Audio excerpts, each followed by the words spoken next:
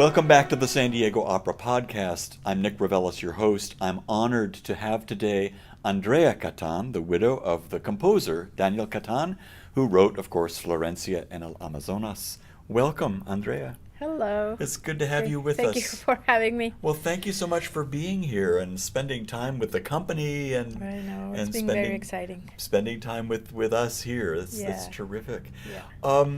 This was his third opera out of 5. Is that right? It was Well, it's he had- 1996, I He think. had an opera zero that he counted as his zero opera.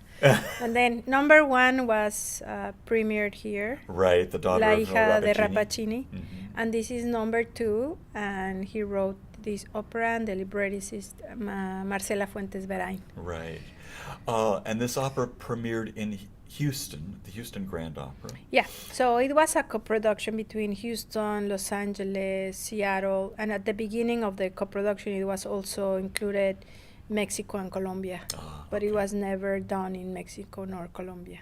Has it been done yet in Mexico? In Mexico we did a production in 2016 to, it was very important for us to have the 20th anniversary of the opera sure. down there, so we did. And at Bellas Artes? No, No? not at Bellas Artes. Bellas Artes was busy, and we just needed to have this opera there as, like as a symbolic gesture. Of course, yeah. Yeah, so it was with the Orquesta Mexiquense, which is a youth orchestra from the state of Mexico, and it was premiered in the Bicentenary Theater in Texcoco on the Rodrigo Macias, a young conductor, very good conductor. Oh, wonderful.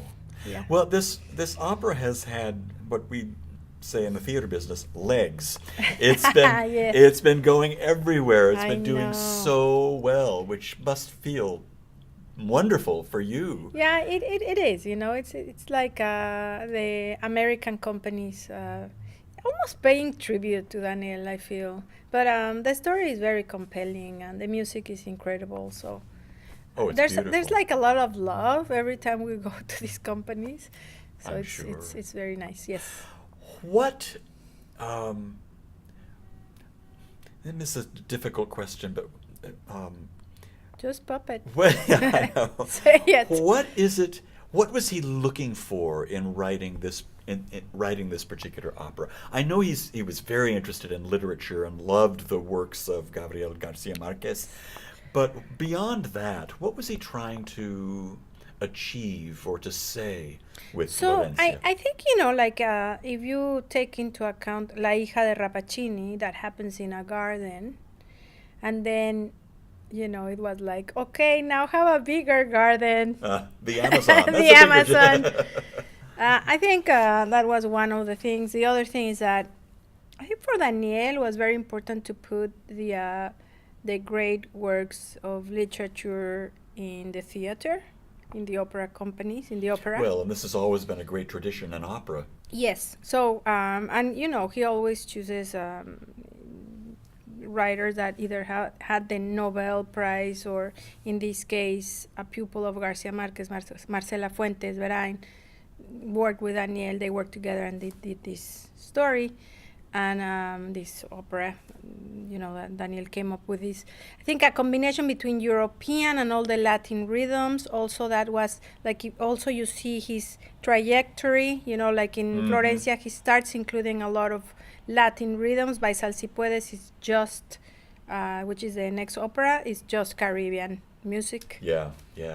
In Yeah. Sal Si Puedes, the rhythm is much more out there. Yes. In Florencia, It's there more are subdued. there are There's- Latin rhythms, but they're very subtle. Yes, Yeah. there are moments. Yeah. Usually speaking, these moments of Latin rhythms come when Florencia is discovering her old self, her Latin self. When she looks back before she became a famous opera star. Correct, in Europe. Uh-huh. So she comes back, and then these rhythms start changing her and just touching who she was, where she comes from, her Latin world. That's a wonderful insight, especially for our audience to listen for. Yes, To hear those you'll hear some rhythms. ta ta ta ta ta ta ta ta ta ta ta. You hear these Latin rhythms. Yeah. Yeah, and the marimba, the harp, the steel drum in the orchestration. Yeah, the steel drum. What an unusual instrument to include. Well, it's very Caribbean. Yeah. And so automatically you are there in some Latin place, with the Caribbean steel drum and the marimba, the harp. That combination in itself is very, very evocative. Yeah, yeah. Mhm. There are some moments in the score that are very cinematic, that are very Yeah. like excellent, like wonderful movie music. I mean, I don't need to tell you that opera and movie music came from the same source. Yeah, but his writing was it's very cinematic, and he would also talk about this subject, about the tempo in his operas. Not that they were faster, but the tempo in the story, how it plays. It's really from the end of the 20th century, Mhm. meaning cinematic. So he would put an example. For example, in a movie, you have a character that is in a window, and then the next scene, you see him that he's in the entrance of a building. I mean, you didn't go through taking the elevator and going down. Right. You had a but cut. You have that cut, but Yeah. your mind imagines that he goes down, takes the Right. elevator, runs the stairs. So that's how Daniel writes also. Oh, And so he from tried the to emulate a kind of cinematic rhythm. Yes, exactly. So by Il Postino, you can totally see that. Mm. And Il Postino, of course, was his final Fourth opera. fourth opera. Fourth opera. And then he started writing Meet John Doe, his first Right. opera in English. It was unfinished, 5 scenes short, Mm. but we completed it. So Ah. now it's complete. Oh, that's great. Yes. That's wonderful. Yes. Is there do we have news about premiere Well, yet, we're working or- with different opera houses to see how we're gonna come up with the opera. To see what It was not happens, yeah. orchestrated; it's just the piano vocal score, but we have very good material. Yeah. Well, and that happened to a number of composers Yeah. in the past, that we have a piano score, but Yes. it's not easy to orchestrate. But if you have a brilliant composer who is Yeah, an orchestrator to come in yeah. and An orchestrator, a composer that can emulate a style. yeah, exactly. Yeah. Now, you're a musician yourself, Yes. harpist. I'm a harpist. I play the harp. I didn't have realize done it that. for 40 years. That's wonderful. I didn't realize that until Elaine, who plays Florencia, Uh-huh. told us that she sang La Hija de Rappaccini in, In New York, and you were in I the was you were in playing the harp. band. So this was a reduction, a chamber music version is for 2 pianos, harp, and percussion. And it I was works. the harpist. Oh, it's beautiful. It's It beautiful. works well with that Yeah. very small But it's group. very nice. It's very minimalist in a way, but it's also full of timbres. Yeah. Yeah. Well, I remember the color of Of the Rappaccini's orchestration, Daughter yeah. and the original orchestration, Yeah. because I was here when we did it, and in Yes. fact I lectured on the opera, Uh-huh. and met your husband once very briefly. It was at the Oh. artists' round table, because Oh. he came to that, and he was a very generous and lovely He man. was very generous, as the music is, you know. Yeah. The music. When I hear the music, is like he's there. Yeah. That's the way he was. That's his voice. Well, you Totally. can even though Rappaccini's Daughter and Florencia are divided by what 12 years, something like that. Yeah. And they are different. You can tell that it's the same voice. Composer. Yeah, he has It's a the voice. Definitely, he same has voice. a stamp. Yeah, exactly. Which is done by long lines of singing. The vocal by, lines, Yes, yeah. the vocal lines, by very specific harmonies that he uses, intervals like diminished fourth, augmented fifth, Mhm, second mhm. minors, chords 9 with a ninth. I mean, I'm getting technical here, but there's, and also in rhythms he likes to use groups of 6, of 3, of 9. He Mm. likes that. Uneven. Uneven at some moments. Well, when he puts unevenness, is like in the first aria of Florencia, he's using an uneven kind of rhythm because she is uneven. She's She's not. unsettled. Yeah. She's not there yet. She has doubts if it was a good decision to come down to the Amazon to look for this butterfly hunter. And in this music, you hear all that doubtfulness. Yeah. Let's say so. There is a little motive in Florencia's aria. Which one? Da, da, da, da. That's and I hear this repeated a couple of times. Is it Cristobal, or is it just her desire to find I think completion? it's the desire of finding love. Mm-hmm. I think it's that.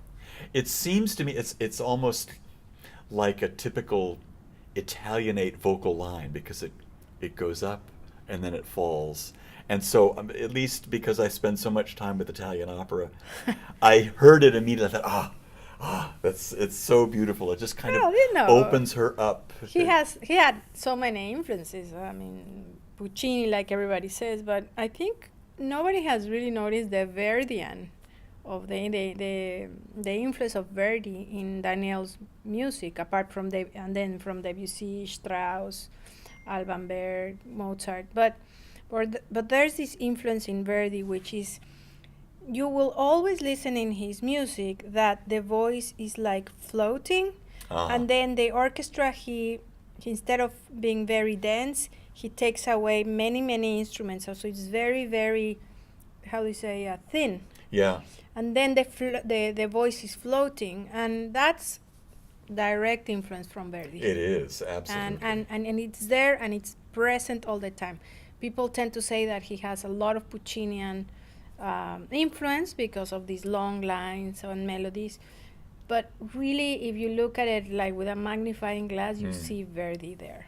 Well, I'm going to listen more for that then, because I think that's exciting. And in many moments. I love that. Yeah. Just one final thing. What should the audience be ready for? An audience that perhaps has not seen this piece before. The audience should be ready to feel and to be full of emotions and to recognize themselves in some of the characters. To be open, I guess. Yeah, they will start feeling a lot, and at some moment you even start crying. You don't even know exactly why. You don't know why, but it's going to happen. The conductor of La Hija Rapacini, Eduardo Díaz Muñoz, Uh-huh. that premiered here, used to say that Daniel was an emotional terrorist. But it's true. An emotional terrorist. I like that. Yeah. So here we are. Thank you so much Thank for you. coming in. I appreciate your words, and I know we're all looking forward to the opening. Thank you so much. I'll see you there.